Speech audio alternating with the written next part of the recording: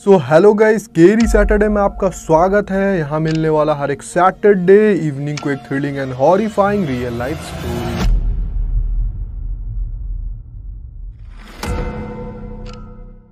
ये बात है 1995 की। झारखंड के धनबाद में एक लड़का रहता था जिसका नाम था रौनक। रौनक अपने मम्मी और पापा के साथ रहता था और ये नवंबर का टाइम था, तो बहुत ज़्यादा शादी का सीज़न चल रहा था उस टाइम। तो उसके रिलेटिव्स में भी 2 लोगों का शादी एक ही दिन पे होने वाला था। तो रौनक के पापा रौनक के पास आते और बोलते कि कल के दिन 2 जगह शादी है और दोनों ही जगह अटेंड करना बहुत ज़रूरी है। तो रौनक के पापा बोलते कि एक जगह मैं और तुम्हारी मम्मी चले जाएंगे और एक जगह तुम चले जाओ, क्योंकि वहाँ पे वो थोड़े दूर के रिश्तेदार है, तो वहाँ तुम भी चले जाओगे तो हो जाएगा, बट जाना दोनों के घर ही ज़रूरी है। बट रौनक मना करता है। वो बोलता है कि मैं नहीं जाऊँगा, उसे जाना ज़रा भी पसंद नहीं है रौनक को। रौनक ये सब रिलेटिव्स वगैरह शादी वगैरह में जाना ज़रा भी पसंद नहीं करता है। बट रौनक के पापा गुस्सा करते और बोलते जाना पड़ेगा, क्योंकि ये क्लोज़ रिलेटिव है, वहाँ पे जाना ज़रूरी है। तो मैं और तुम्हारी मम्मी वहाँ चले जा रहे, तुम वहाँ पे चले जाओ। तो रौनक को ना चाहते हुए भी हाँ बोलना पड़ता है कि ठीक है मैं चला जाऊंगा। तो नेक्स्ट डे मॉर्निंग में उसका एक जो पड़ोसी होता है, जो उसका बहुत अच्छा दोस्त होता है, वो अपने दोस्त को बोलता है कि आज इवनिंग में जाना ज़रूरी है, एक रिलेटिव का शादी है, तो तुम साथ में चलो। बट उसका फ्रेंड बोलता है कि मुझे भी आज ही एक शादी के लिए जाना है, तो आज तो मैं नहीं जा पाऊँगा। तो रौनक को समझ नहीं आता, उसे अब अकेला ही जाना पड़ेगा आज। तो उसके पापा मम्मी उस टाइम रेडी हो रहे होते हैं और फिर रौनक पूछता है कि जिस रिलेटिव का शादी में जाना है उसको वो अच्छे से जानता नहीं है और कहाँ जाना है, वो कौन से मैरिज हॉल में जाना है, तो रौनक को पता नहीं होता। तो वो अपने पापा से पूछता है। तो रौनक के पापा जो कार्ड में लिखा हुआ रहता है वो बताते कि एक मैरिज हॉल है, तो ज़्यादा दूर नहीं है, तुम पैदल भी जा सकते हो वहाँ। तो रौनक बोलता है कि उसी जगह पे लगभग थोड़ा सा दूरी पे सेम ही नाम का एक और मैरिज हॉल है। तो उसके पापा बोलते हैं कि वो शायद राइट वाला ही होगा, मेरे अकॉर्डिंग वही ज़्यादातर हमारे रिलेटिव्स बुक करते, तो वही होगा, तो तुम चले जाओ और फिर तुम देख भी लेना, तुम चेहरा वगैरह तो देखे हो फोटो में जो दूल्हा और दुल्हन है। तो रौनक बोलता है ठीक है कोई दिक्कत नहीं है। तो अंदर से तो रौनक को ज़रा भी मन नहीं है, बट वो पापा को मना भी नहीं कर सकता। तो रौनक निकलता है अपने घर से और पैदल जा रहा होता है और कुछ देर में ही वो जो मैरिज हॉल पापा ने बताया था वहाँ वो पहुँच जाता है। तो अंदर जा रहा होता है तो देखता है कि अंदर में तो सब कुछ कोल्ड ड्रिंक्स वगैरह दिया जा रहा है सबको। तो अंदर जाता है तो जो एक वेटर होता है जो सब लोग को दे रहा होता है, वो उसे एक कोल्ड ड्रिंक देता है। फिर उसके माइंड में आता है कि एक बार कंफर्म कर लेना चाहिए कि जो जिसके शादी में मैं आया हूँ ये वही है ना। तो वो जाता है जहाँ पे ब्राइड और ग्रूम रहते हैं।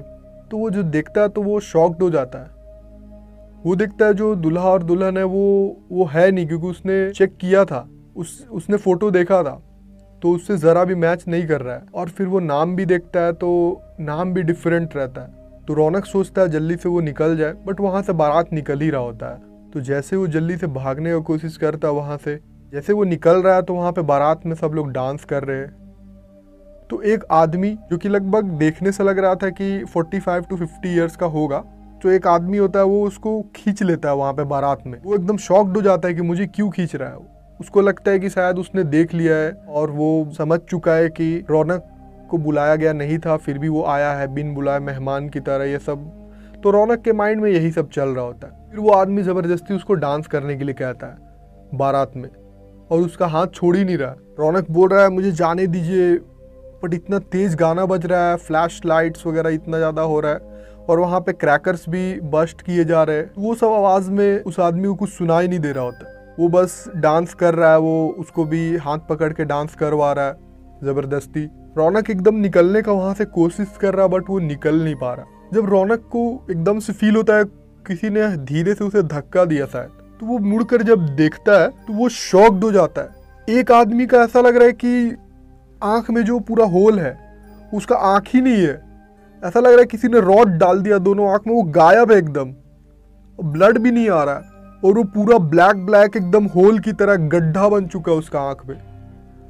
और वो आदमी लाश की तरह धीरे धीरे चल रहा है। वो कुछ बोल नहीं रहा, कुछ कर नहीं रहा, वो धीरे धीरे लाश की तरह एकदम चल रहा है। फिर वो रौनक उस आदमी को दिखाता है कि इसको कुछ हो गया शायद, उसको अच्छा से आवाज सुनाई दे नहीं रहा होता है।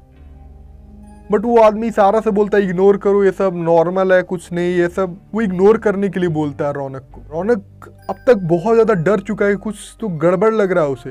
वो जैसे तैसे करके नाखून गड़ा के उस आदमी का हाथ छुड़ाने की कोशिश करता है। वो वहां से हाथ छुड़ा के निकल जाता है वहां से। उस टाइम रात हो रहा है, काफी ज्यादा रात भी होने लगा।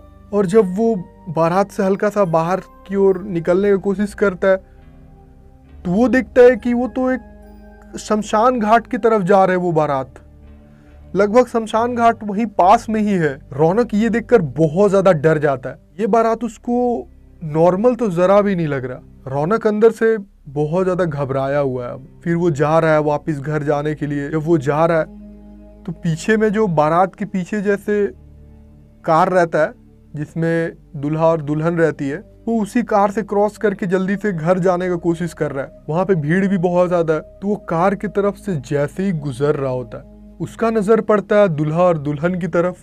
तो वो देख के मानो उसे नाइटमेयर आ गया हो। वो देखता है जो दूल्हा और दुल्हन रहती है उनका सर गायब है और ऐसा लग रहा है कि वो लाश बैठा हुआ है वहां पे। और दोनों का ही हाथ और पैर जितना बॉडी पार्ट दिख रहा है वो सब पूरा ब्लैक हो चुका है, जैसे जल गया हो।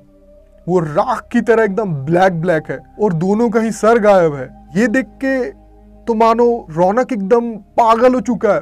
उसके बॉडी में ऐसा लग रहा है करंट दौड़ रहा है। रौनक अब बहुत ज्यादा डर चुका है।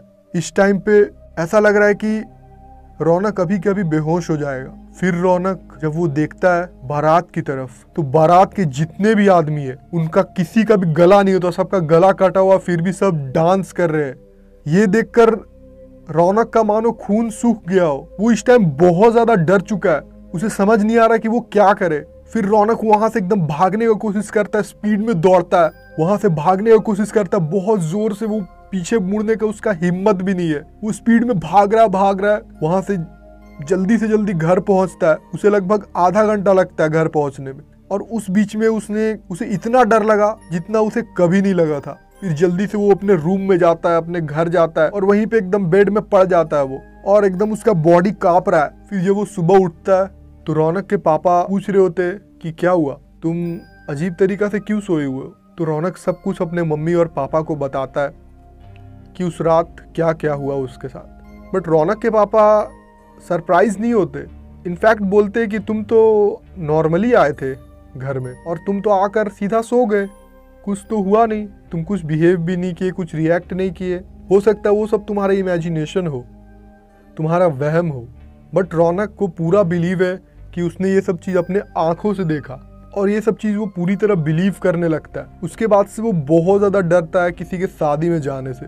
सो गाइस, आपको क्या लगता है जो कुछ भी रौनक ने देखा वो आखिर क्या था और वो लोग कौन थे, वो सब शमशान घाट क्यों जा रहे थे आखिर, और क्या हुआ था ऐसा? आपको क्या लगता है? कमेंट में जरूर बताना। So that is it for today guys. Video अच्छा लगा तो लाइक जरूर से कर देना। यूट्यूब चैनल सभी लोग सब्सक्राइब करके बेल आइकन प्रेस करके ऑल पे कर देना, क्योंकि यहां मिलने वाला हर एक सैटरडे इवनिंग को एक thrilling and horrifying real life story.